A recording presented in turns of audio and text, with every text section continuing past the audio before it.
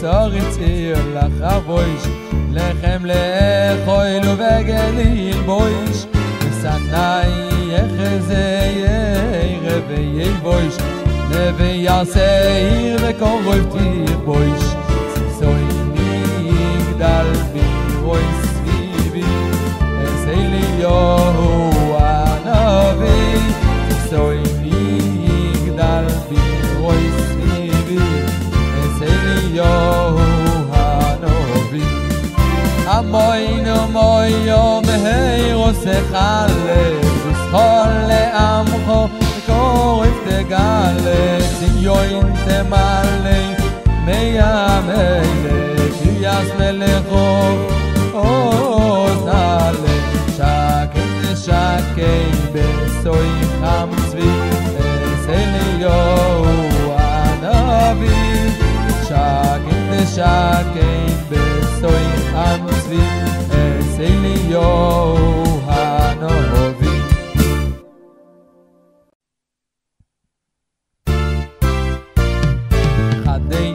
Soini kelno ve'ovi Eseliyohu hanavi Amen tzbechaseiri ifyon yodi Boreich melachti v'chol ma'abodi Goyal yitzchoi roni umerudi Gocho atoi vokim leoidedi Horitz ushlach v'samach evovi Eseliyohu hanovi Void ve'ochein dei sipuki Zamein mezoini ve'lechem chuki Aleim chel goyim chishnei oniki Tufchot v'saba oin li ve'yoineki Yoroi meshichi le'ir moishovi Eseliyohu hanovi Yovoy meshichi le'ir moishovi Eseliyohu hanovi Koinein le'am zu tzoritzir lachavoish Lechem le'choil uvegeliil boish Sanai echezei revei boish Neve yaseir vekorov tir boish Soini yigdal biroi Eseliyohu anavi Soini yigdal biroi svivi Eseliyohu anavi Amoinu moyo meheiro sechale Zuschol le'amcho korif tegale Zinyoin temale Meya mele Kiryas melechov Ozale Shaken teshakei Besoi cham tzvi Eseliyohu anavi Shaken teshakei Besoi cham tzvi Eseliyohu anavi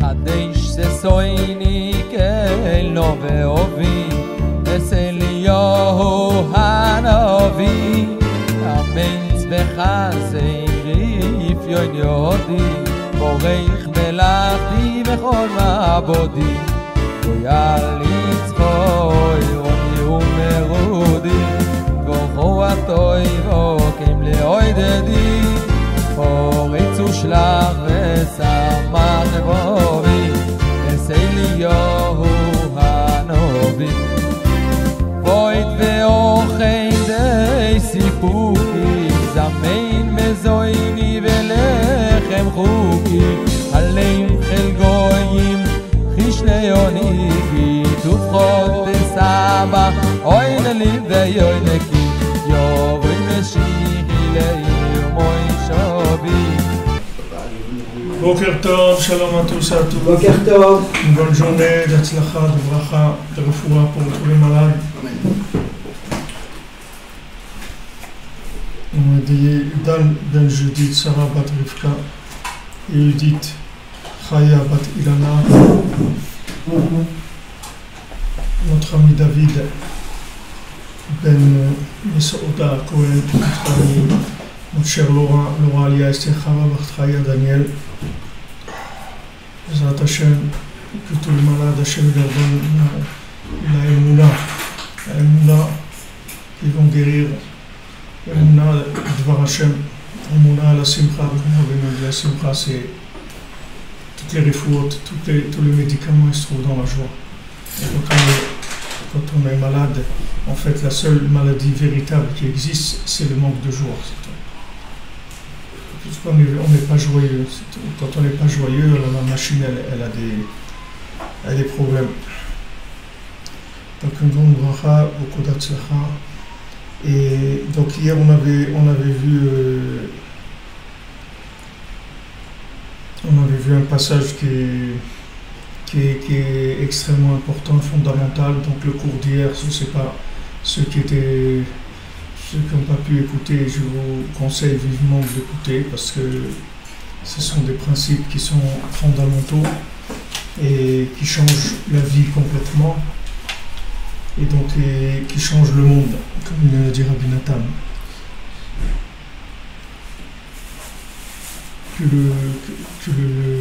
La véritable volonté d'Hachem, c'est qu'on voit le bien chez nous, le bien chez l'autre, et qu'on juge toujours favorablement. Et pour arriver à ça, il y a une seule chose qui peut nous aider, c'est de savoir qu'on ne sait rien du tout.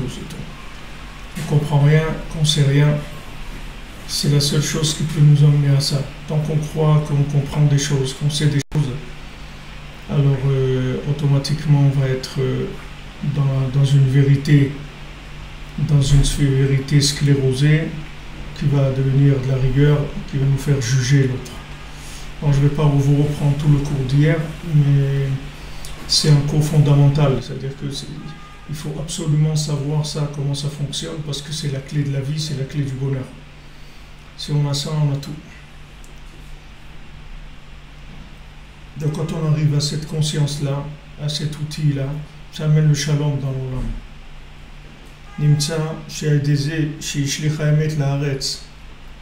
Donc par le fait que maintenant Akadosh Baruch Hu, il a jeté la vérité par terre et que nous on a fait de même, avec ça Mimela nitbatel hakitrug shel shalom, tout de suite l'accusation du shalom elle a disparu, c'est-à-dire le shalom il a plus dit mais pourquoi tu vas créer l'homme, il va se disputer tout le temps, puisque du moment où on a jeté la vérité par terre, il n'y a plus d'accusation, puisqu'il y a la possibilité maintenant d'arriver au shalom.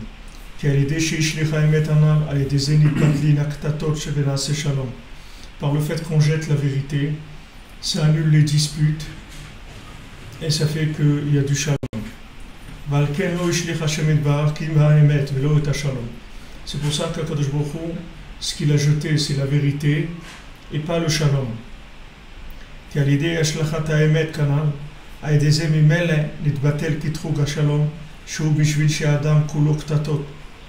Maintenant, par le fait qu'Hachem il a jeté la vérité, ça a annulé l'accusation du shalom, que le shalom il dit, voilà, l'homme il est entièrement de la dispute toute la journée. Comment maintenant tu vas créer l'homme puisqu'il fait que se disputer toute la journée? Alors du moment où il n'y a pas de maintenance du émet de façon rigoureuse, alors automatiquement il y a du shalom, puisqu'on a jeté le émet par terre, c'est-à-dire on est conscient qu'on ne sait rien du tout. Donc ça fait que il n'y a pas besoin de se disputer.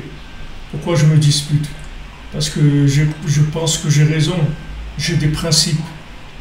Ouais, mais ça se fait pas, ça se dit pas, ça se mange pas, ça se voit pas, ça se bouge pas, il faut que la maison elle soit propre, il faut que les choses soient comme ça, il faut que les enfants soient bien habillés, il faut qu'ils soient à l'heure à l'école, il faut qu'ils mangent toujours bien, il faut qu'ils dorment tôt, il faut qu'ils se lèvent tôt, tous ces il faut là, si vous les jetez, alors vous allez voir que vous allez être libre complètement, vous n'allez plus avoir de problème.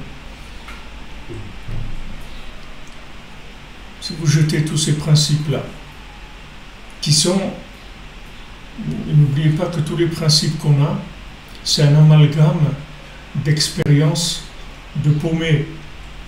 N'oubliez jamais ça, que la vérité qu'on a, c'est l'amalgame de l'expérience des paumés. C'est les grands paumés de l'humanité qui ont marqué le monde avec leurs expériences, avec leur philosophie. Et ça qu'on a hérité aujourd'hui. Et c'est avec ça qu'on vit. C'est décidément avec quoi on vit. Alors maintenant, si maintenant quelqu'un se débarrasse de ces choses-là, bon, il a des principes qu'il a reçus de ses parents, il faut vivre comme ça, il faut être comme ça, ok. Ses principes, c'est ses principes, ses parents, c'est pas lui, son épouse, c'est pas sa mère, lui, c'est pas son père, l'époque dans laquelle il vit, c'est pas la même. Donc il n'y a rien à voir, donc il n'y a pas essayé à rechercher d'appliquer quoi que ce soit à la situation qu'il est en train de vivre aujourd'hui, puisqu'elle est unique, elle n'a rien à voir avec la vie des autres et la vie qu'il a pu voir depuis sa naissance. Donc il y a un chemin à trouver, et ce chemin-là, on peut le trouver qu'avec la connexion avec Hachem et la connexion avec l'individu avec qui on a affaire, avec la connexion donc, de nous-mêmes avec Hachem, la connexion avec le tzaddik, la connexion avec le prochain. Comme Rabbi nous dit, il y a trois aspects de connexion. Rabbi nous dit ça dans la Torah, Lamed Dalet, dans la Torah 34 de l'écoute morale. Et comme je vous ai annoncé, il va sortir l'écoute morale Bezrat Hachem jusqu'à la Torah 54 avec traduction, c'est-à-dire le texte en hébreu et le texte en français. On travaille dessus depuis longtemps et là il a la fin de la reliure. Normalement, si Hachem il aide cette semaine, il devrait être prêt. C'est un outil qui va aider aussi beaucoup de gens à étudier. Donc la Torah 34, Rabbi nous dit là-bas que le Aleph, comment il est fait le Aleph? Le Aleph il est fait avec 2 Yud et un Vav. La barre du milieu c'est un Vav, il y a un Yud en haut et un Yud en bas. Donc maintenant on marche avec 3 connexions. C'est-à-dire on a la connexion avec le tzaddik, la connexion avec Hachem et la connexion avec la personne qui mechaber otanu à Hachem. Tous les gens qui sont nos repères, nos connexions dans la vie. Donc ça c'est là où on doit investir la communication pour arriver à se connecter et enlever de notre esprit toute logique qui va enfermer, parce qu'en fait la logique, comme je vous l'ai expliqué hier, la logique c'est de la rigueur, la logique c'est du sang, c'est de la rigueur. C'est-à-dire que c'est pour ça que Esav, quand il est né, il était tout rouge, parce que c'est le principe de la rigueur. Esav, c'est le jugement d'après les éléments qu'on voit, d'après la logique, et c'est toujours de la rigueur. Donc nous, on doit aller d'après le jugement d'Hachem, que le jugement d'Hachem, il est entièrement miséricordieux. Mais ça, on peut y arriver que si on communique. Si on communique avec Hachem, avec le tzaddik, et avec celui qui est mechaber otanu. Ça peut être notre travers, ça peut être notre épouse, ça peut être nos enfants, ça peut être tous ceux qui sont nos éléments de connexion. Donc eux, ils vont nous servir à nous connecter à une autre dimension. Tout ça, pourquoi on est vraiment paumé et tout, parce qu'on a pris de mauvaises habitudes, c'est qui viennent d'Adam Arishon, c'est-à-dire qu'on a été trompé, on a été tronqué, la vérité elle a été tronquée par le fait que le fruit de l'arbre de la connaissance du bien et du mal a pris le dessus sur l'arbre de vie. Comme je vous le dis tout le temps, pourquoi un couple il arrive à se disputer après 10 ans de mariage ou 5 ans ou 20 ans? Parce qu'ils se connaissent trop dans la logique. Ils n'arrivent pas à... S'ils restaient fiancés toute leur vie dans leur tête, ils jamais se disputeraient. Parce que toujours ils seraient en train de se faire des sourires, de s'offrir des cafés, de se prendre des rendez-vous pour se promener, etc. Mais le fait qu'ils rentrent dans le monde de l'action et qu'ils utilisent maintenant la logique, alors ça va faire qu'ils vont se connaître. Et plus ils vont se connaître, et plus ça va être difficile à gérer. Donc il faut absolument attirer beaucoup d'ignorance, c'est-à-dire pour jeter l'arbre de la connaissance du bien et du mal, pour mettre en avant la vie. Maintenant, les éléments qu'on arrive à vivre ensemble, alors ça on a le droit de se connaître là-dessus par rapport à notre niveau de vie, c'est-à-dire notre niveau d'entente et de fusion et de communication. Comme Rabbi nous dit, que les Chachamim nous disent Al kol peshaim techase ahava. Sur toutes les fautes, l'amour, il prémonise, ou il est au-dessus de toutes les fautes. Quand il y a de l'amour, on peut éponger toutes les fautes, Rabbi nous dit. Quand ça commence la dispute, alors les fautes, elles commencent à être insupportables. Donc avec Hachem, c'est exactement pareil. Il faut savoir qu'Hachem nous aime de façon absolue, pas du tout relative. Peu importe nos comportements, l'amour d'Hachem, il est absolu. Et lorsqu'on sait ça et qu'on s'en comporte par rapport à ça, alors sur toutes nos fautes, l'amour il va dominer, c'est-à-dire qu'Hachem il n'en a rien à faire de nos fautes parce que Hachem il nous aime. Donc toute cette vision de culpabilité, etc., c'est par rapport à ces anges, ces anges de vérité qui ont été bien contents d'avoir que Adam Arishon est tombé et qui a mangé de l'arbre de la connaissance du bien et du mal. Donc ce fruit-là, il faut le vomir, il faut le jeter, et une fois qu'on sera arrivé à l'arbre de vie, en ce moment on reprend des petits morceaux d'arbre de connaissance du bien et du mal, et on commence à développer un petit peu. Mais d'abord, on commence par la vie. On commence par la vie. D'abord, on commence par vivre, par la joie, et une fois qu'on a ça, on avance. Dans toute la vie, c'est comme ça. Dans le travail, c'est comme ça. Dans la maison, c'est comme ça. Dans l'éducation, c'est comme ça. Dans la Torah, c'est comme ça. Si vous voyez que votre Torah elle vous amène vers des angoisses, ça veut dire que vous n'êtes pas de le niveau de Torah auquel vous êtes engagé trop haut. Il faut revenir un petit peu plus bas. Il faut jeter la vérité par terre, c'est-à-dire il faut revoir, comme on dit, revoir à la baisse. Il faut revoir les choses à la baisse. Parce que, et d'ailleurs en arabe, ils disent la baisse, ça veut dire ça va bien. On dit que la baisse, ça va bien. Pourquoi? Parce que si tu es à la baisse, alors ça va bien. C'est-à-dire que tu dois aller vers la baisse jusqu'à ce que ça aille bien. Tu baisses le niveau, tu baisses, jusqu'à ce que tu trouves la joie, le shalom, la joie. Et à ce moment-là, à partir de cette base, à chaque fois, tu rajoutes une petite goutte ou deux. Et tu vois, si ça rentre, il y a de la joie. Alors on avance. Mais il faut commencer par ça, par le début.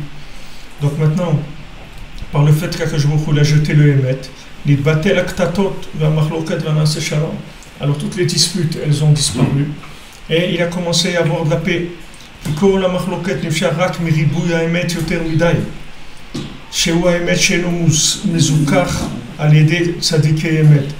Parce que toutes les disputes, elles ne viennent que de trop de vérité. C'est-à-dire, il y a trop de vérité. C'est trop de vérité. Donc maintenant, qu'est-ce que ça veut dire trop de vérité? C'est trop de vérité. Il dit que la vérité, elle n'a pas été mezukechet, elle n'a pas été purifiée par le tzaddik haemet. C'est-à-dire le tzaddik qui purifie la vérité. Qu'est-ce que ça veut dire qu'il purifie la vérité? Donc, vous voyez, il restait dans le schéma de ce qu'on a dit, dans la Torah 51 dans laquelle on se trouve, que maintenant, quand les quatre ils sont montés au Pardès, ils sont avec Rabbi Akiva, et Rabbi Akiva, il y a eu Ben Azai, Ben Zoma et Isha Ben Abouya. Donc quand il les a mis en garde, il leur a dit, regardez, quand vous allez arriver dans un endroit, vous allez voir du marbre, alors ne croyez pas que c'est de l'eau, ne dites pas maïm, c'est-à-dire ne dites pas que c'est de l'eau, c'est-à-dire qu'il y a deux fois l'eau. Ne dites pas qu'il y a une vérité d'en haut et une vérité d'en bas. Ne séparez pas entre la vérité d'en haut et la vérité d'en bas. Le principal, c'est la vérité d'en bas. la vérité d'en haut, c'est pas ça qui va nous aider à avancer dans ce monde. La vérité d'en haut, elle est là pour qu'on puisse vivre avec. Donc on doit choisir cette vérité d'en haut et l'adapter à la vérité d'en bas pour la vivre.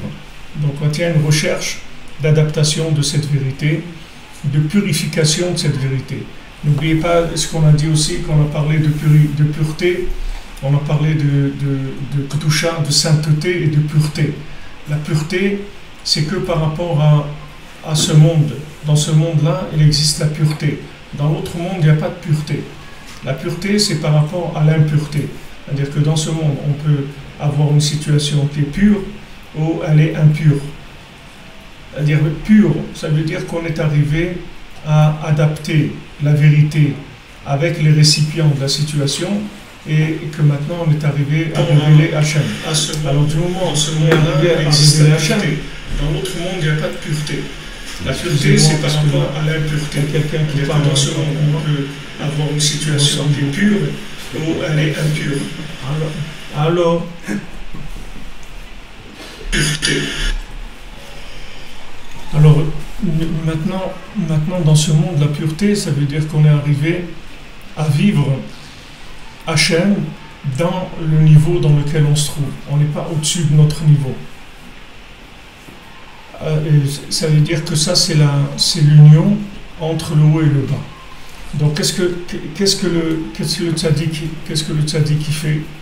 Il purifie tout le temps la vérité. C'est-à-dire qu'il purifie les approches, les façons de voir les choses tout le temps, de manière à ce qu'on arrive à vivre avec Hachem dans n'importe quel niveau dans lequel on se trouve. Et qu'on ne vive pas décalé par rapport à nous-mêmes. Qu'on ne soit pas dans la schizophrénie permanente. Qu'on puisse vivre, mais en étant nous-mêmes, pas en étant décalé. C'est-à-dire, en étant nous-mêmes, vivre en étant nous-mêmes. Et savoir que comme on est, c'est comme ça qu'Hachem nous aime, et c'est de cette façon-là qu'on va révéler son nom. C'est-à-dire que comme je vous dis, la Gemara, elle dit, quand une mule, elle a voulu des cornes, elle a vu un cerf, elle a dit, c'est beau les cornes.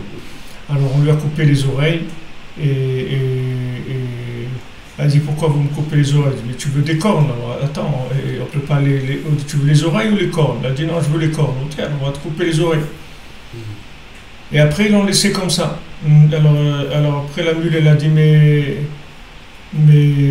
alors, elle dit, mais tu n'es pas un cerf, toi, on ne peut pas te mettre des cornes. Elle dit, alors pourquoi vous m'avez coupé les oreilles? Elle dit, parce que les oreilles, ça ne t'intéresse pas, puisque toi, tu voulais des cornes. Donc, on t'enlève les oreilles. Donc maintenant, ça c'est pour chacun, c'est la même chose. Quand quelqu'un il veut quelque chose qui est pas pour lui, qui n'est pas à lui, alors qu'est-ce qu'il fait? C'est qu'il perd ce qui est à lui. Puisque ce qui est à lui, il ne peut pas le considérer, puisque c'est pas ça qui l'intéresse, c'est autre chose qui l'intéresse. C'est-à-dire son niveau à lui, ça ne l'intéresse pas. Mais le tam, dans le Sipurim Maasiot, il fait ses chaussures à trois coins. Il est très content de ses chaussures à trois coins. Il est joyeux. Bien que ces chaussures à trois coins, elles soient complètement à côté de ce que ça doit être, il est content, parce que c'est lui, et tout. C'est lui. Un petit enfant, quand il vient de l'école, il amène un dessin, il est plus content de son dessin que Picasso quand il a fait un tableau. Mais pourtant, ça n'a rien à voir avec Picasso. C'est sûr, ça n'a rien à voir. C'est son dessin, lui. Mais il n'y a pas plus grand que ça. C'est plus grand que Picasso. Picasso, c'est un peintre social, qui est reconnu par le social. Mais ce petit enfant-là, c'est son dessin à lui. Il est très joyeux. Il y a de la couleur, c'est beau, c'est beau. Et surtout, c'est lui qui l'a fait. C'est extraordinaire. Donc, c'est sa place. Il n'y a pas plus grand que ça. Il n'y a pas plus beau que ça. Donc, c'est ça que les tzadikim, ils travaillent tout le temps. C'est-à-dire, mes akers purifient le émet de manière à ce qu'on puisse vivre notre vérité à chacun, notre connexion personnelle à chacun, qui va faire ressortir notre exclusivité, c'est-à-dire la chose qui nous est propre à nous. Il n'y a personne qui a ça. c'est la manifestation de notre âme. Et le tzaddik, il cherche sans arrêt des récipients pour notre connexion personnelle. C'est ça que le tzaddik fait. Donc, du moment où on est à notre place, il n'y a plus d'accusation, puisqu'on est dans l'harmonie. Et toutes les accusations, elles viennent du fait qu'on n'est pas à notre place. Comme le principe de l'exil, c'est juste on nous a déplacés. Quand on nous a déplacés, alors on nous a tout changé, tout a changé. Tous les repères sont partis, parce qu'on n'est pas à notre place. Donc quand on est à notre place, tout est en harmonie. Hachem, il est avec nous, Hachem, il est dans sa maison c'est dans la nôtre c'est dans la sienne, il n'y a pas de problème. Et chacun il a sa place. On ne peut pas vouloir être comme quelqu'un d'autre. Alors maintenant, comme Adam Arishon il a inversé le monde, alors on a tendance à vouloir viser une place par rapport à ce qu'on comprend. On essaye d'être ce qu'on comprend, mais il ne faut pas être ce que tu comprends, il faut être ce que tu es, c'est-à-dire ce que tu vis, là où tu tires de la vitalité, c'est ça que tu dois être, c'est pas ce que tu comprends. Parce que ce que tu comprends, il n'y a pas de limite dans la compréhension. Il peut y avoir des compréhensions sans limite. Sans limite. Tu vas prendre la compréhension de qui? Tu vas prendre la compréhension de Noach. Noach, il était très bien. De qui tu vas prendre? D'Avraham Avinu, de Yitzhak, de Yaakov, de Shlomo Ameler, la vérité de qui tu vas prendre? De Moshe Rabbeinu.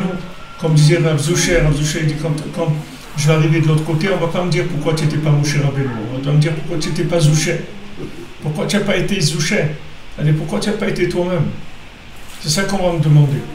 Donc maintenant, cette inversion-là, ça nous a rendu, c'est-à-dire fou complètement. C'est-à-dire le monde est fou. Et ce n'est pas depuis maintenant, c'est depuis le Chet d'Adam Arishon que le monde est fou. C'est-à-dire que les personnes, elles vivent d'après ce qu'elles pensent. Et ce qu'elles pensent, ça n'a rien à voir avec ce qu'elles sont. Tu as le droit de penser dans le domaine de ce que tu es. Si tu es un plombier, tu as le droit de penser à la plomberie. Si tu es un médecin, tu as le droit de penser à la médecine. Mais tu n'as pas le droit de penser à la médecine pour devenir médecin. Il faut d'abord que tu sois un médecin. Après, tu vas apprendre la médecine. Mais tu ne vas pas apprendre la médecine pour devenir médecin. C'est pas parce que tu vas faire des études de médecine que tu vas devenir médecin. Parce que médecin, c'est une vocation. Il y a des individus qui sont faits pour soigner les gens. Et ils aiment soigner les gens. Et il y a des individus qui sont faits pour de la plomberie. Il y a des gens qui sont faits pour être ministres. Il y en a qui sont faits pour être électriciens. Il y a toutes sortes de métiers. Chaque métier, c'est quand la personne est à sa place. C'est son métier. Son métier, c'est la connexion avec Hachem. C'est sa vérité à lui. Elle est différente de celle de l'autre. Mais c'est la vérité. C'est mettre les amito. Ce n'est pas un email général qu'on est en train d'essayer de coller sur tout le monde pour fabriquer des robots. On veut que chacun y trouve sa place. Donc les tzadikim, eux, sans arrêt, ils travaillent. Sans arrêt, ils travaillent sur ça. Pour qu'on puisse avoir une vision claire de ce qu'on est. Donc les conseils que Rabbi Nachman lui donne de Ouman et de l'Aïd Bodedout et du Shulchan Aruch, ce sont des bases de clarification de notre connexion pour savoir qui on est. C'est pour nous permettre de savoir qui on est. Quand on va parler avec Hachem, quand on va parler avec le tzaddik, quand on va parler avec notre ami ou notre conjoint, c'est comme ça qu'on va être nous-mêmes. Parce que l'échange, il va nous faire vivre ce qu'on est. Quand vous parlez avec quelqu'un, ce qui parle, c'est vous. Nafshi yatsa bedabero. Mon âme, elle s'exprime quand je parle. Quand je parle, la parole, c'est l'expression de l'âme, c'est pas l'expression du cerveau. La parole, c'est l'expression de l'âme. La parole, elle est faite avec de l'eau et du feu. Et de l'eau et du feu, il n'y a pas dans ce monde. Si vous prenez dans le monde de la logique, l'eau et le feu, ça ne va pas ensemble. Il y a un qui va gagner. S'il y a plus de feu que d'eau, il gagne. S'il y a plus d'eau que de feu, elle gagne. Donc maintenant, dans un foyer, il y a aussi de l'eau et du feu. Chacun, il a une tendance à l'eau et au feu. Et si maintenant on se met pas d'accord, si on ne parle pas, alors l'eau et le feu, ça peut pas cohabiter. C'est quelque chose qui est invivable d'avance. Donc il ne faut pas avoir peur de descendre. Comme Rabbeinu dit dans l'Écoute Moran, dans la Torah 29, il dit « Iteta Goutsa, ta femme, c'est une naine. Si ta femme, c'est une naine, alors baisse-toi, on chiche-la, baisse-toi et chuchote-lui à l'oreille. » Il dit « Voilà, ta femme, c'est une naine, c'est-à-dire par rapport à ta vérité à toi. Quand tu parles avec elle, tu as l'impression qu'elle a une vérité très, très basse par rapport à toi. Ça peut être l'inverse aussi. Hein. Ça peut être aussi la femme par rapport au mari. C'est chacun qui vient avec sa vérité. D'accord.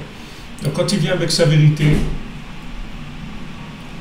s'il voit que l'autre il n'a pas sa vérité, donc l'attitude à avoir, elle est très simple. Tu baisses le niveau et tu chuchotes. C'est-à-dire tu parles, mais que ce soit un chuchotement. Que ce soit pas avec, il ne faut pas parler avec des nerfs. Il faut parler avec énormément de douceur et de calme. Et avec ça, tu vas voir que tu n'auras aucun problème du tout. Toutes les disputes, c'est que le ton commence à monter. Et voilà. Pourquoi tes parents, tu as tiré sur le compte 2000 € pour offrir un sac à ta mère et tu ne vois pas que nous, on n'a pas de quoi payer le loyer et moi après je dois aller courir comme un fou, j'ai pas l'argent et qu'est-ce que tu me fais là et tout. Il n'y a pas de l'eau, tout ça il faut le jeter. Tout ça il faut jeter, toutes ces choses-là. On ne fait pas de remarques, on vit avec ce qu'il y a et on se connecte, c'est tout. On se connecte, t'en fais pas, Hachem il va te rendre les 2000, il te rendra même 4000 pour te calmer, ne te fais pas de soucis. Il y a un créateur, tu n'es pas tout seul. Tu n'es pas tout seul sur terre. Hachem il sait exactement ce que tu es en train de vivre, ne te fais aucun souci de ça. Toi uniquement tais-toi, c'est tout.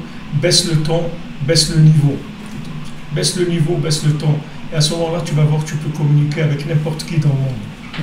Si tu sais baisser le niveau, baisser le ton, tu peux parler avec n'importe qui sur terre. Il n'y a personne avec qui tu ne pourras pas communiquer. Ça n'existe pas. Donc c'est la méthode qui manque.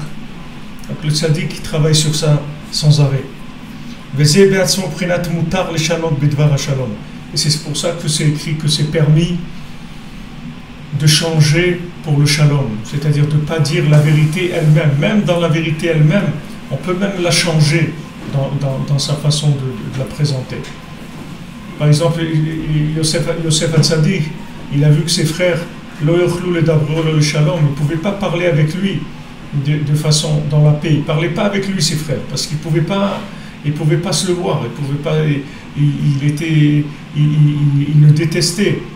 Il le détestait parce que sa façon d'être, c'était le tzaddik de la génération, donc il avait un pouvoir énorme, comme Shaoul, qui ne pouvait pas supporter David, c'est la même chose. C'est-à-dire qu'il avait un mauvais œil sur la réussite de l'autre, il ne pouvait pas. Donc lui, il ne devait pas raconter ses rêves comme ça. Il ne devait pas raconter les rêves. Il devait chercher un niveau d'explication qui soit plus bas. Et à ce moment-là, il aurait peut-être pu communiquer avec eux, où il serait arrivé un petit peu de shalom.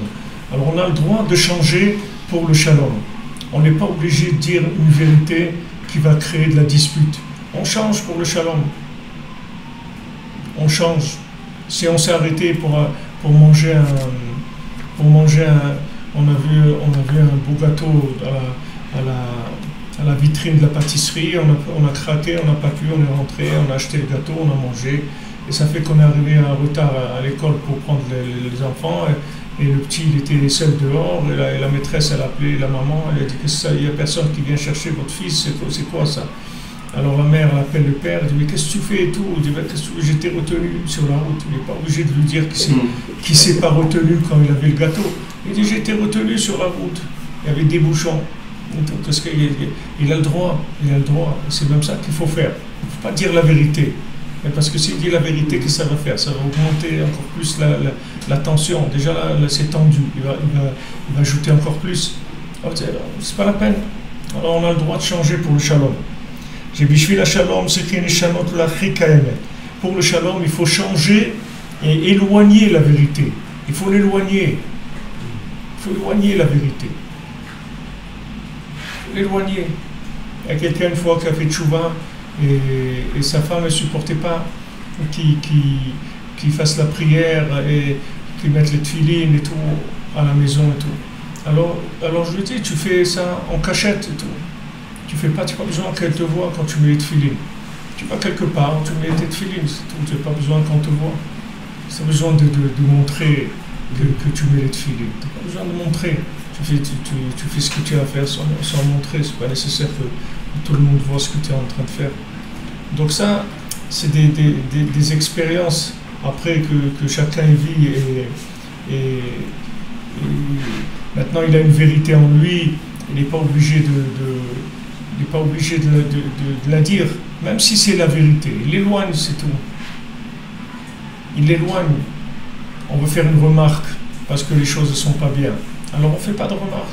On l'éloigne cette vérité qui nous fait faire une remarque. Toute remarque, ça veut dire c'est une accusation. Dans la remarque, ça veut dire que la personne, elle n'est pas bien. La personne, elle ne fait pas les choses bien. Elle n'est pas comme il faut. Donc ça, il faut l'éloigner de notre attitude, notre façon de faire. C'est pour ça que c'est même Rabbi Akiva qui a dit ça, que je ne sais pas dans la génération s'il y a quelqu'un qui peut faire une remarque. Même dans la génération, c'est aussi Rabbi Akiva qui a dit ça. C'est Rabbi Akiva qui a dit ça. C'est Rabbi Akiva qui est monté avec les 3 autres dans le Pardes et qui est revenu. C'est Rabbi Akiva qui a dit Klal Gadol dans la Torah, un grand principe, tu aimeras ton prochain comme toi-même. C'est Rabbi Akiva qui avait 24 000 Talmidim qui sont morts parce qu'il n'y avait pas d'amitié, il n'y avait pas d'amour entre eux. Quelle Torah? Hachem dit quelle Torah c'est ça où vous êtes en train de vous disputer tout le temps? Qu'est-ce que c'est cette Torah? Jetez-la la Torah. Jetez-la la Torah. Une Torah qui amène à de la dispute, on n'a pas besoin. On n'a pas besoin, c'est pas de la Torah. Vous n'allez pas dire qu'une vérité, elle peut amener à de la dispute. Il y a pas. On peut avoir des discussions pour affiner la vérité, mais ces discussions, elles doivent se faire dans l'amour, elles doivent se faire dans la paix, dans l'amour, pas avec des nerfs. Vous verrez que dans le Talmud Yerushalmi, il n'y a pas de discussion. C'est que le Talmud de la Bible qui a dans des discussions. Le Talmud Yerushalmi, il n'y a aucune discussion. Pourquoi? Parce que la Torah d'Eretz Israël, il n'y a pas de discussion. Il n'y a pas de discussion, parce que comme c'est la Torah d'Eretz Israël, elle aplanit les gens. Eretz Kenaan, ça veut dire que c'est une terre qui est machnia, c'est-à-dire qui aplatit les gens. Elle les aplatit aux gens. Donc après, les gens aplatis, ils ne se disputent pas. Qu'est-ce qui se dispute? Les gens qui sont gonflés, les gens qui sont aplatis, ils ne se disputent pas. Parce que leur vérité, ils ont appris à repasser leur vérité. Ils ne laissent pas la vérité avec des bosses. Ils aplatissent, ils la repassent, la vérité. Donc il dit, la vérité, il faut la changer et il faut l'éloigner. Et à ce moment-là, tu vas arriver à communiquer. Parce que la communication, c'est le principal. Le principal, c'est d'arriver à communiquer. Et si maintenant une vérité qui nous amène à ne pas communiquer, alors ça vaut rien du tout. Une fois, Rabbeinu, il avait un des grands élèves de Rabbeinu qui s'appelait Rabbi Yudel. Rabbi Yudel, c'était un des plus grands élèves de Rabbeinu. Il y avait Rabbi Nathan, Rav Naftali, Rav Shmuel Isaac, Rabbi Yudel. C'est les grands élèves de Rabbeinu, très grands élèves. Alors une fois, Rav Yudel, il a mis une gifle à quelqu'un. Il y avait quelque part quelqu'un qui était un petit peu comme ça, effronté. Et il était à la synagogue, ou je ne sais pas s'ils étaient dans un repas de Souda Shlichit. Et alors il a fait quelque chose qui était quelque chose d'effronté. Alors Rav Yudel, il a dit des choses comme ça, on ne fait pas des choses comme ça. Alors l'autre il dit, et si on fait? Alors on dit, si on fait, alors on reçoit une claque. Alors l'autre il a fait, alors on lui a mis une claque. Alors quand il est venu chez Rabbeinu, il a dit, des claques? Mes élèves ils mettent des claques, c'est quoi ça? Alors Rav Yudel, il a expliqué la situation. Alors Rabbeinu lui a dit, qu'est-ce que tu veux? Ne pas avoir raison aussi. Aussi ne pas avoir raison. Je ne te dis pas que tu n'as pas raison, tu as raison tout 100%. Mais une claque, on ne veut pas. Tu as raison, mais une claque, on ne veut pas. Et tu veux quoi? Il faut avoir raison aussi, c'est pas la peine de te justifier. Je sais que tu as raison. 100%, mais une claque, on ne met pas. C'est-à-dire, c'est vrai. Ce que tu dis, c'est vrai. Ta vérité, elle est vraie. Mais si ta vérité, elle vient mettre une claque à l'autre, c'est pas obligé qu'elle soit une claque avec les mains. Hein. Ça peut être des claques avec des mots, c'est pire que les mains. Des fois, on aurait aimé recevoir un coup de poing et pas entendre des choses comme ça. Parce que le coup de poing, on peut se soigner et au bout de quelques semaines ou quelques mois ou quelques années, on l'a oublié. Mais il y a des mots qui sont gravés sur nous pour toute notre vie entière, pour se débarrasser de ça. Combien il faut prier, pleurer pour se débarrasser de ces mots qui ont marqué notre âme et qui nous bloquent, qui nous font des bugs.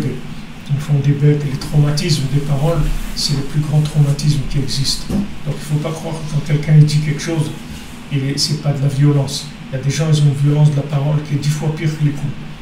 Donc avec le conjoint, avec les enfants, on doit faire attention à la parole. Il faut faire attention à la parole.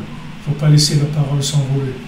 Comme je vous ai dit ici, hier, dame, les dômes. Tu transformes le dame en dôme. Quand tu vois qu'il y a du dame, et souvent le dame, il monte avec madame. Alors quand il y a du dame, il faut rentrer dans le dôme. C'est-à-dire tu te tais, c'est tout.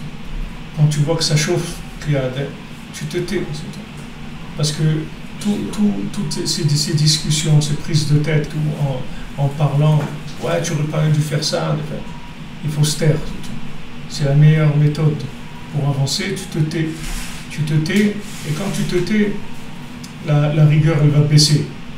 Le fait que tu te tais, ça va évacuer du sang, et après tu vas pouvoir faire, comme je vous ai dit hier, tu pourras chanter l'honneur d'Hachem et tu ne vas plus te taire. Mais avant de pouvoir ouvrir ta bouche, il faut que tu sois arrivé au shalom d'abord. Tant que tu n'es pas arrivé au shalom, tu ne peux pas exprimer. C'est-à-dire qu'en fait, il faut que tu régules ton émet avec le shalom. Ça ne veut pas dire que toi, tu vas changer ton émet. Toi, tu peux rester penser comme tu veux. Tu peux garder tes principes, tout. Mais quand tu as affaire à quelqu'un d'autre, il faut que tu fasses attention que ce soit le shalom qui prédomine et pas la vérité. Alors maintenant, il dit, on a le droit de changer, on doit changer et éloigner le émet. Qui adraba, zeu etzem haemet, chez Hashem barach hafetzbo. Vous vous rendez compte de ce qu'il dit? Ça, c'est l'essence de la vérité. Que Hachem, il veut ça. Hachem, il veut que tu changes la vérité et que tu l'éloignes. C'est ça qu'il veut. Ça, c'est l'essence de la vérité. Celui qui arrive à faire ça, comme le Baal Tfila, il se déguise. Voilà, on va arriver dans Purim. Il se déguise, le Baal Tfila. Ils n'arrivaient pas à l'attraper. Dans les contes du Baal Tfila, comment ils appellent ça? Le maître de prière, je ne sais pas comment ils appellent. Le chef de prière. Hein? Le maître de prière. Alors le maître de prière, lui, il arrive, et pour parler avec les gens, il se déguise. À chaque fois qu'il parle avec les gens, il se déguise tout de suite. C'est-à-dire que comme il avait la prière, c'est-à-dire c'était un maître en prière, donc c'était très facile pour lui de s'adapter tout de suite à la personne qu'il a en face de lui. Tout de suite, il savait comment il faut parler avec la personne. Il savait exactement comment il faut parler. Il n'amène pas une vérité qui est hors sujet. Hors sujet par rapport à la personne avec qui il parle. Il amène une vérité qui est exactement la vérité qui concerne la personne. Pourquoi les gens disent, mais quand on entend Rabbi Nachman et tout, je suis sûr que ça, il l'a écrit pour moi. Je suis sûr que ce cours, il était pour moi. C'est sûr que c'est pour toi. C'est pour toi, c'est pour moi, c'est pour lui, c'est pour l'autre. Pourquoi? Parce que c'est une vérité universelle. C'est pas que la vérité elle-même, elle a changé, elle n'a pas changé. Mais c'est sa façon de l'exprimer qui change tout. Donc lui, le Baal Tfila, il savait exactement comment parler avec chacun. Donc il venait déguisé, chacun il se déguisait. Et quand il se déguise, l'autre il voit, ah, enfin quelqu'un qui me comprend. C'est pas que tu le comprends, tu le comprends pas du tout, tu sais pas pourquoi il est comme ça. Mais tu sais que lui, c'est comme ça qu'il faut lui parler. Et Shlomo Ameler, vous voyez, Shlomo Ameler, le mot Shlomo, c'est le mot machal. le mot machal, le mot exemple, parce qu'il savait parler avec des exemples. Des exemples, ça veut dire qu'il savait adapter la façon de présenter le message à chacun selon ce qu'il est. Il va lui donner un exemple par rapport à ce que l'autre il comprend. Et avec l'exemple, la vérité, elle va s'intégrer. L'exemple, il y a le machal et le nimshal, c'est-à-dire il y a l'exemple et il y a la leçon de l'exemple. Donc maintenant, la leçon de l'exemple, elle va être adaptée à... la leçon de l'exemple, elle est toujours la même, c'est la vérité. Mais l'exemple va être adapté à la personne. Vous allez parler à un enfant, vous lui donnez un exemple d'enfant. Moi, c'est la même chose que si maintenant ton copain, il t'a volé ton sandwich à l'école ou ton goûter. Alors voilà, maintenant ça, tu vas lui parler, tu vas lui donner un exemple dans lequel il peut s'identifier. Maintenant, quand il s'est identifié, à ce moment-là, tu peux sortir une vérité qui a permis à l'individu de s'identifier. Alors, c'est ce que Rabbeinu il a amené dans le monde, et c'est pour ça qu'il dit que Rabbi Nathan, il peut enseigner la Kabbalah à un petit enfant de 3 ans. Petit enfant de 3 ans, il peut étudier l'écouter à la route, il y a toute la Kabbalah dedans, mais simplifié. Tout est simplifié, tout est dans un langage simple. Simple. Parce que si c'est pas simple, ça veut dire que ça touche pas le cœur, ça touche le cerveau. Plus c'est compliqué, plus ça touche le cerveau. Plus c'est simple, plus ça touche le cœur. Donc il faut arriver à simplifier la vérité, de manière à ce qu'on puisse dire des messages extrêmement puissants, extrêmement élevés, dans un langage simple. Donc ce langage simple, il permet de la communication générale, c'est-à-dire on peut exprimer l'idée à tout le monde, et tout le monde va l'accepter, tout le monde va le comprendre. Seulement, si c'est compliqué, plus ça va s'adresser à des gens qui sont eux aussi compliqués. Et avec ça, on n'avance pas. Donc il te dit ici, parce que ce qu'Hachem il veut, quelle est sa volonté, c'est que tu changes la vérité et tu l'éloignes. Vous avez l'entendre quelque chose comme ça. Qui est-ce qui peut dire quelque chose comme ça? Vous avez l'entendre ça. Vous avez déjà entendu quelque chose comme ça? Un livre qui parle comme ça. Change la vérité, éloigne-la. Tous les gens ils disent le contraire. Prends un truc de baseball et commence à assommer les gens avec ta vérité. C'est ça qu'ils disent les gens. Prends un marteau et commence à taper sur les... Si j'avais un marteau, hein, tu commences à taper sur la tête des gens. Tu as trouvé une vérité, maintenant cette vérité c'est devenu un marteau. Enfin, tu as commencé à te rendre compte que tout le monde est marteau, et toi tu viens avec ton marteau, tu tapes sur la tête des gens, c'est avec ta vérité. En disant, ouais, vous n'avez rien compris, vous êtes des ignares, vous êtes des idiots, vous êtes des mécréants. Alors vas-y, continue, où on va avec ça? On va vers la réparation du monde avec ça? On va nulle part avec ça. On va nulle part avec ça. Mais si tu dis maintenant, une personne, elle ignore la vérité. Ok, c'est pas de sa faute si elle ignore la vérité. Moi aussi, j'ignore la vérité. Lui, il ignore sa vérité. Moi, par rapport à ce que moi je sais. Et moi, j'ignore la vérité par rapport à celui qui est au-dessus de moi. Donc, on est tous ignorants. Chacun à son niveau. Notre point commun, c'est l'ignorance, c'est pas la connaissance. La connaissance, elle est différente chez chacun. Mais une seule chose qui est sûre qu'on est tous, c'est qu'on est tous ignorants. Par rapport au tzaddik, on est tous ignorants. Quand Rav Naftali a dit à Rabbeinu, pourquoi vous parlez avec des gens de la rue?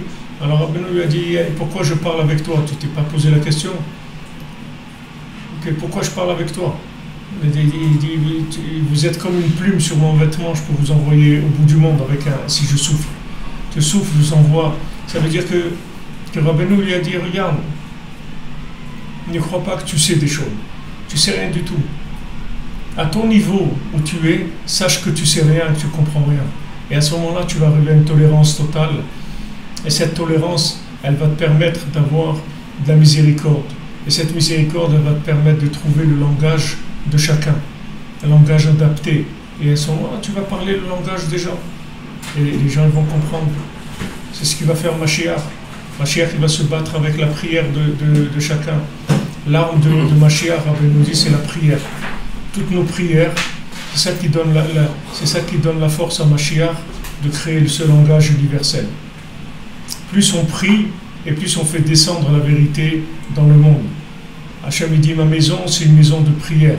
La tfila c'est la shon nefila. Qu'est-ce que c'est la prière? C'est faire descendre la vérité. Tu as étudié, tu as compris quelque chose, c'est bien, maintenant fais-le descendre. Prie sur cette chose-là pour que cette vérité elle descende, elle puisse être viable pour toi, pour les autres, qu'elle puisse s'exprimer sans aucune violence, sans aucune rigueur. S'il y a de la violence et de la rigueur, ça veut dire que tu veux passer de la théorie directement au vécu. Et ça, c'est pas possible. La théorie, c'est une chose, le vécu, c'est une autre. Donc maintenant, il te dit, voilà, vous allez entendre ça. Kiad Rabbin, Zéo Etsem Haemet. Ça, c'est pas la vérité, c'est l'essence même de la vérité. Que Akadosh Baruch Hu veut. Les Shanot Haemet Bishvil HaShalom. Que tu changes la vérité pour le Shalom. C'est ce que Hachem lui-même il a fait, qu'il a jeté la vérité, que cette vérité elle accusait l'homme. Chez Ramas Bazé, et Hachem il a fait allusion avec cette attitude-là.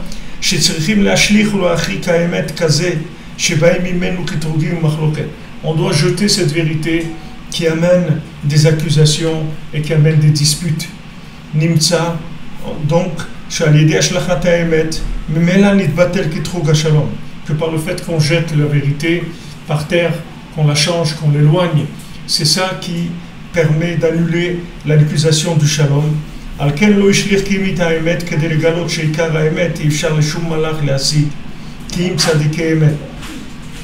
C'est pour ça qu'Hachem il a jeté la vérité, parce que pour révéler que la vérité principale, c'est-à-dire la vraie vérité, il n'y a aucun ange qui peut la comprendre. Que les tzaddikim émettent, que les tzaddikim véritables, que eux, ils trient tout le temps la vérité, c'est-à-dire ils font tout le temps un tri dans la vérité, ils raffinent la vérité. Sans arrêt, ils raffinent la vérité. Émettre les mytho, pour arriver à l'essence de la vérité. L'essence de la vérité, c'est d'arriver à ce que cette vérité, elle se fasse dans le shalom. Et c'est comme ça avec Rabbeinu aussi. Rabbeinu, il a amené les messages, il a amené le message de la délivrance, le message de Mashiach, que Mashiach, il va parler de Rabbi Nachman, il va enseigner les enseignements de Rabbi Nachman, mais il fallait que ça passe par ces générations-là, et que ça prenne le temps que ça prend, pour que le message il soit de plus en plus compréhensible par le monde.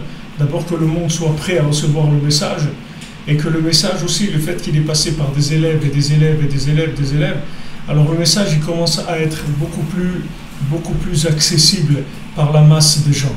Jusqu'à ce que d'un coup, il va y avoir une ouverture. Dès qu'il y aura la parole la plus adaptée qui va descendre, alors ça va se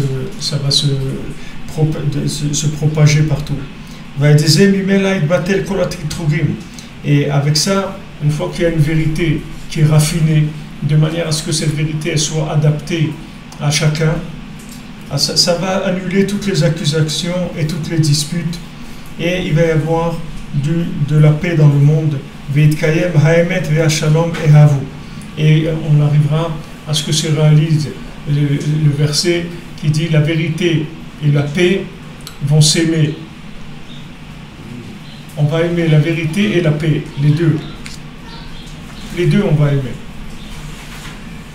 Il faut arriver à ce que maintenant, il y ait tellement de paix et d'entente entre les gens que la différence de la vérité de chacun, ça ne crée plus de dispute. Parce qu'il y a une entente, l'entente elle est plus forte que la différence de la vérité. Elle arrive à absorber cette différence-là. Et chacun est libre shalom. Et on fonctionne comme Rav Nachman, il dit c'est comme un corps humain. Tu as la main, les pieds, la tête, les oreilles, tout ça. Ils sont uniques, mais ils sont ensemble, sinon il n'y aura pas un corps humain. C'est-à-dire chacun, si quelqu'un il dit les mains c'est le Icar, alors il n'y aurait que des mains. Alors on va devenir quoi? Des 1000 pattes? Qu'est-ce qu'on va devenir? C'est-à-dire que c'est les mains, c'est les mains. Les oreilles, c'est les oreilles. Il faut qu'elles soient béchalom entre eux de manière à pouvoir fonctionner. Mais j'ai pris la Avdala de Motzei Shabbat. Donc ici maintenant Rabbi Nathan il va nous parler de l'Avdala Motzei Shabbat, c'est-à-dire le fait qu'on fait Avdala Motzei Shabbat, c'est-à-dire qu'au Motzei Shabbat on fait la prière qui fait la séparation entre le Shabbat et la semaine. Donc maintenant Motzei Shabbat on fait une coupure, on dit voilà maintenant c'est plus Shabbat, maintenant c'est on rentre dans les 6 jours de la semaine. Donc on fait l'Avdallah pour faire cette séparation-là.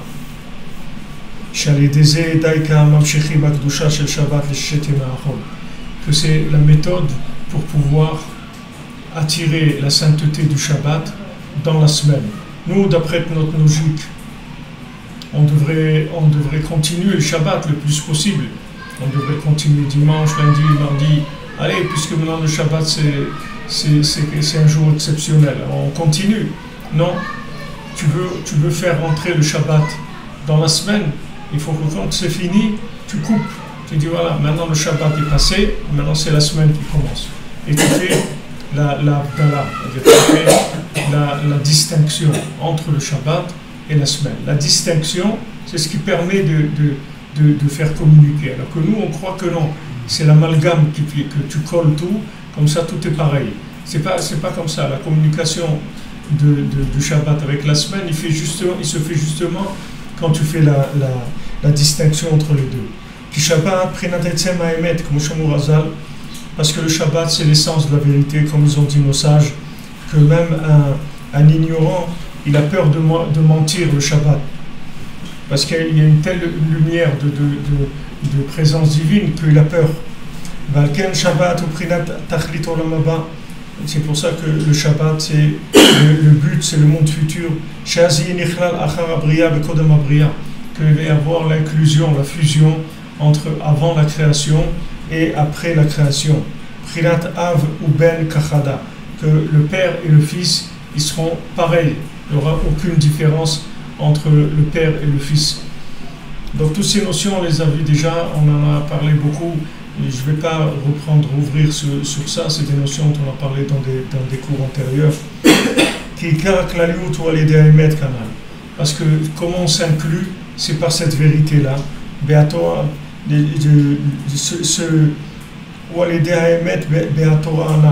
Que c'est rapporté dans la Torah 51. Maintenant, les 6 jours de la semaine, c'est après la création. Le Shabbat, c'est avant la création. Les 6 jours de la semaine, c'est après la création. Parce que les 6 jours de la semaine, ce sont des jours d'action. Que c'est des jours dans lesquels la création elle est sortie du potentiel à la réalité. Et toute la création, c'est avec la vérité qu'Hachem l'a faite. Comme c'est écrit Bereshit bara Elokim, sauf Etevot Emet, les dernières lettres, c'est Emet. Afal piken, tekel sheyatsa bria mekoch el hapoal, nisha roshem al achizat hasheker. Dès que maintenant c'est sorti du potentiel à la réalité, tout de suite il y a une possibilité au mensonge de s'installer. Dès qu'on passe dans l'action, dans la concrétisation des choses, alors le mensonge commence à pouvoir s'installer. C'est pour ça que dans les 6 jours de la semaine, le mensonge il a une emprise. Et sa réparation, la réparation de 6 jours de la semaine, elle se fait par le Shabbat, qui est le tzaddik véritable, c'est-à-dire qui est Rabbi Nachman.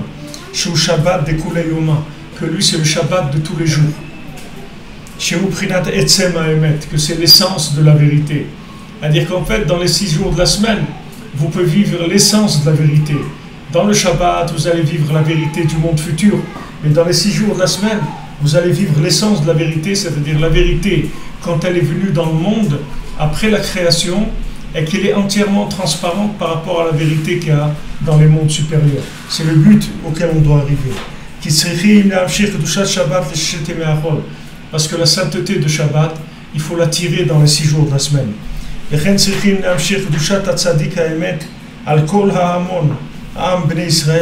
Et il faut amener aussi la Kedusha du Tzaddik Haemet, amener la sainteté du Tzaddik.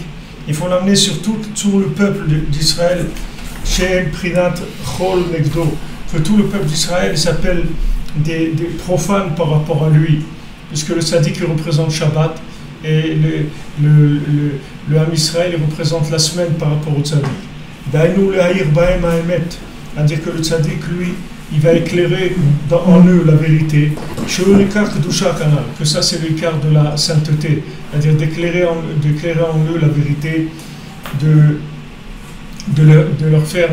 leur permettre à chacun de trouver sa place pour vivre connecté avec Hachem. אבל עיקר המשכת האמת שהוא הקדושה של שבת על ימי החול, שהוא בחינת המשכת קדושת הצדיק האמת על כל המונהן, ודי קל לידי בחינת ההבדלה. Maintenant, toute la sainteté du Shabbat, toute la sainteté du tzaddik véritable et sur le peuple, c'est précisément avec l'Avdala, c'est-à-dire avec le fait qu'on fait de la distinction. Par le fait qu'on sait faire la distinction. On sait à qui on parle, on sait à qui on a affaire, on fait pas tout, on mélange pas tout. On ne croit pas que tout le monde comprend de la même manière. Chacun, il faut lui trouver son langage. Ben Shabbat c'est-à-dire qu'il faut faire une différence ben tzaddik et amon am, entre le tzaddik et le peuple. Sheyodim sheyesh evdel gadol ben etzem ha'emet shel Shabbat שהוא בחינת הצדיק האמת וגם ההיבט של ימי החול שהם בחינת ההמון עם. Donc tout le monde doit savoir qu'il y a une très grande différence entre la façon dont lui comprend la vérité et la vérité elle-même quand le tzaddik il la comprend, comme Korach. Korach il a voulu faire de la dispute avec Moshe Rabbeinu. Il a commencé à amener des arguments en disant un talit qui est complètement techelet, est-ce qu'il n'a pas besoin de tzitzit, une maison qui est pleine de livres, elle n'a pas besoin de mezouza. Il a commencé à amener des raisonnements. C'est très mignon ces raisonnements, mais il y a un tzaddik qui s'appelle Moshe Rabbeinu, c'est tout. Maintenant, c'est pas toi qu'Hachem il a choisi, c'est lui. Donc voilà, tu écoutes ce qu'il dit et tu te plies à lui. Et avec ça, tu vas être toi-même, même si tu t'appelles Korach. Tu vas être toi-même, tu vas arriver, tu vas avancer, tu vas arriver à des choses extraordinaires. Mais tu es obligé de mettre ta vérité de côté parce que pour l'instant, c'est pas la tienne qui a été retenue, comme on dit. Ben הצדיק להמונם, שיודעים שיש הבדל גדול בין עצם האמת של שבת, שהוא בחינת הצדיק לאמת, והאמת של ימי החול, שהם בחינת המון עם. כי אף על פי שגם כל חיותם ותיקונם קיום על ידי האמת. Bien que maintenant toute la réparation, le maintien, la vitalité du monde, elle vient de la vérité.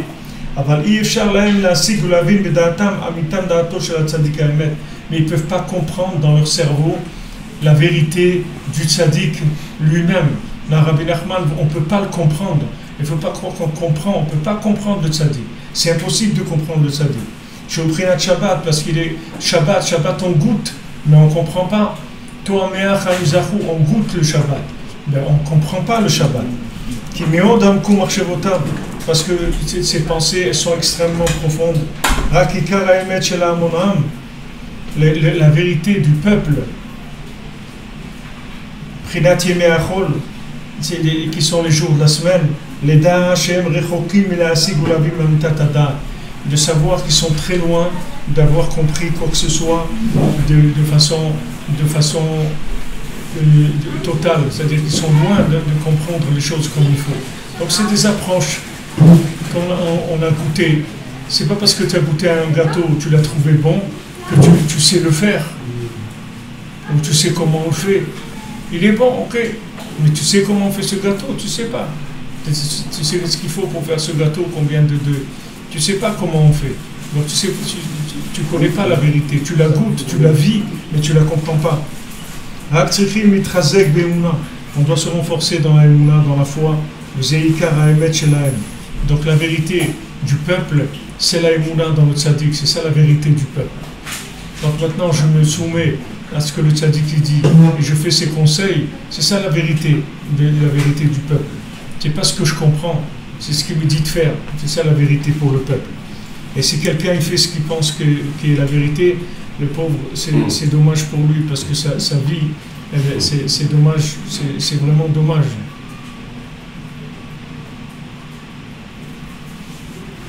נמצא שדקה על ידי הבדלה ממשיכים קדושת משבת לימי החול והצדיק מונעם ואבן מאוד. Donc Rabbi Nathan il dit c'est grâce à l'Avdala, au fait qu'on fait la différence, qu'on arrive à faire une distinction entre le tzaddik et le peuple. C'est ça qui permet justement d'amener la vérité dans le peuple. Si on ne fait pas de différence entre les deux, alors on ne peut pas, si on croit que Rabbi Nachman c'est un rabbin ou un grand rave qui a dit des choses et tout, alors on peut pas recevoir de lui ce qu'on doit recevoir. Si on veut recevoir de lui, il faut apprendre à le connaître, c'est-à-dire à voir la grandeur qu'il a et nous rendre compte combien on est loin de comprendre quoi que ce soit dans ce qu'il a enseigné. On comprend pas, on est très très loin de ce qu'il a enseigné. Maintenant, la différence, c'est ça qui permettra de faire passer le message du tzaddik dans le monde. C'est quand quelqu'un il prend conscience qu'il est différent. C'est pas parce qu'on parle, c'est pas parce qu'on se connaît, c'est pas qu'on est pareil. On peut parler, on peut se connaître et on peut être à des niveaux qui sont des milliards d'années-lumière les uns des autres. Donc il faut savoir que maintenant, si on se met à sa place et on sait exactement quelle différence il y a entre les individus, c'est-à-dire la distinction, c'est ça qui va permettre la communication véritable. C'est la distinction. Et quand on veut faire des amalgames de tout le monde, il n'y a plus de communication. Comment vous communiquez si on vous dit que celui-là et l'autre, tout le monde est pareil? Alors pourquoi on va parler? De quoi on va parler? On est tous pareils, c'est toi, pas besoin de parler. Mais si on sait que non, qu'on est tous différents, et chacun il a quelque chose de spécial, ce principe-là il est dans chaque individu. Chacun il a une ékouda de tzaddik, comme Rabbi nous dit, chacun il a un point où il est tzaddik, et c'est le point où il est tzaddik, il faut le respecter. Donc on respecte chacun par rapport à sa recherche, là où il en est. Qu'il soit là où il est. On sait que maintenant, il se trouve là où il est, et il a aussi, là où il est, droit au respect, au fait qu'on va l'honorer. Et à ce moment-là, sa vérité, elle va pouvoir être communiquée. Sinon, si on amalgame tout, il n'y a plus de communication. Il y a plus, on peut parler d'enrichissement, parce que tout le monde est pareil. Donc il n'y a pas d'enrichissement possible. Et si maintenant, on dit que non, chacun il a une vérité, il a sa façon de voir la vérité, et elle est intéressante pour tout le monde, et que chacun il doit prendre de lui, comme lui doit prendre des autres, alors les autres aussi doivent prendre de lui, doivent apprendre de lui de la vérité. À ce moment-là, il va y avoir une communication. Alors ici, si vous voulez, ce qu'il a pu, Rabbi Nathan nous dit « Haven me'od » et comprend beaucoup, ça veut dire que ce qu'il est en train de dire, c'est extrêmement profond, de savoir que de faire la distinction, c'est ça qui permet à la vérité d'être communiquée. De faire la distinction, mettre les choses à leur place. Que chaque chose elle soit à sa place, que chacun soit à sa place. À ce moment-là, on communique. Mais si on veut rendre les gens pareils, il n'y a plus de communication. Quand ils ont voulu faire l'égalité de l'homme et de la femme, c'est comme ça qu'ils ont tué le foyer. Ils ont commencé avec ça. Et après, ils ont arrivé à l'homosexualité, au mariage homo, et à faire des enfants, acheter des enfants, et voilà, tous les trucs sont... Et c'est pas terminé, c'est des trucs après, ça part dans tous les sens. Pourquoi? Parce qu'à la base, il n'y a pas de Abdallah, il n'y a pas de distinction. Un homme, c'est un homme, une femme, c'est une femme, il n'y a aucune égalité. Aucune égalité. Chacun, il est ce qu'il est. Pourquoi tu veux égaliser? Tu veux égaliser parce que tu veux rendre les gens des esclaves. Quand maintenant une personne, tu l'as déplacée, c'est comme ça qu'il est esclave. Pourquoi quelqu'un se vend comme esclave? Parce qu'il n'a pas de maison, il n'a rien, il est jeté, alors il se vend comme esclave. Ce qu'on lui propose, il le prend. Quand tu as déphasé les gens, quand un homme, c'est plus un homme, et une femme, c'est plus une femme, alors ça y est, après, qu'est-ce qu'ils vont... C'est des zombies, c'est tout toute la journée comme des paumés dans le monde, ils ne savent pas ce qu'ils font ici. Parce que ça y est, la société, elle va enlever complètement le côté spécifique de chacun. Chacun, il est unique, et chacun, il est bien, et chacun, il est extraordinaire. Que ce soit un homme, que ce soit une femme, pourquoi vouloir égaliser? Pourquoi vouloir rendre tous les gens égaux? Il n'y a pas d'égalité. Le travail qu'un homme il doit faire, ce n'est pas le travail d'une femme. Le travail d'une femme, ce n'est pas le travail d'un homme. Et il n'y a aucun truc à amener des femmes dans des postes d'hommes dans la société pour dire soi-disant non, c'est égal. Il n'y a pas d'égalité, c'est la destruction du monde, ça. C'est pas l'égalité, c'est la destruction. C'est pour mettre les gens... Quand tu as déphasé quelqu'un, quand tu l'as mis en exil, alors il devient fragile. Et tu l'as fragilisé, tu fais de lui ce que tu veux. Regardez quand vous arrivez dans un pays que vous ne connaissez pas. Alors vous devez aller quelque part, vous ne savez pas comment, rien, parlez pas la langue, vous prenez un taxi, vous prenez 10 fois le prix, et qu'est-ce que vous allez faire? Vous savez rien, qu'est-ce que vous allez faire? Alors c'est comme ça qu'on vous attrape, c'est comme ça qu'on vous vend des choses, quand vous vendez des choses dont vous n'avez pas besoin, qu'on vous vend des modes de vie qui ne sont pas les vôtres. Tout ça, ça vient à la base qu'on a voulu faire aucune distinction entre les individus. C'est pas vrai. Il y a une distinction. À la base, il y a une distinction entre le tzaddik et le peuple. C'est-à-dire, il n'y a personne qui a un rapport avec le tzaddik, par rapport au tzaddik, il n'y a personne qui peut se comparer. Il y a le peuple, il y a le tzaddik. Il y a la semaine, il y a le Shabbat. Et le fait qu'on fait la distinction, c'est ça qui permet de communiquer. C'est la distinction qui fait la communication. Le fait qu'on sait que celui-là il est comme ça et celui-là il est comme ça. On est différents. Et c'est bien qu'on soit différents. Ça veut dire que maintenant on va amener un message différent, une façon de voir, une sensibilité, tout ça. Et on va échanger. Et maintenant toi tu vas me dire ce que tu vois. Et moi je vais te dire ce que je vois. Moi j'habite au rez-de-chaussée, je vais te dire ce que je vois. Et toi tu habites au 30e étage, tu vas me dire ce que tu vois. Ce que moi je vois, tu ne le vois pas. Ce que toi tu vois, moi je ne le vois pas. Et on va échanger. Et comme ça, on agrandit notre façon de voir les choses. On s'enrichit. C'est comme ça qu'on s'enrichit. On s'enrichit avec les gens qui sont différents, pas avec les gens qui sont comme nous. Quelqu'un nous ressemble et tout ce qu'on dit oui, oui, oui, oui. Allez, alors qu'est-ce on va faire un double, on est en double. Pas besoin de double. Des doublons, on n'a pas besoin. Besoin de doublons, on a besoin de gens qui soient uniques. Donc ce sont des principes qui sont extrêmement profonds et qui sont fondamentaux pour pouvoir avancer les Hashem. Et peut-être que demain on va reprendre ça parce que c'est un petit peu profond et très profond même, puisque Rabbi Nathan dit Havel Meod. Donc il faut bien ouvrir ce principe-là. Comment la distinction, c'est ça qui permet la communication. Si tu veux que les vases deviennent communicants, il faut bien les distinguer. Ça c'est ça, ça c'est ça. Chacun a sa place et là on peut échanger. That's la fin. Bonne journée.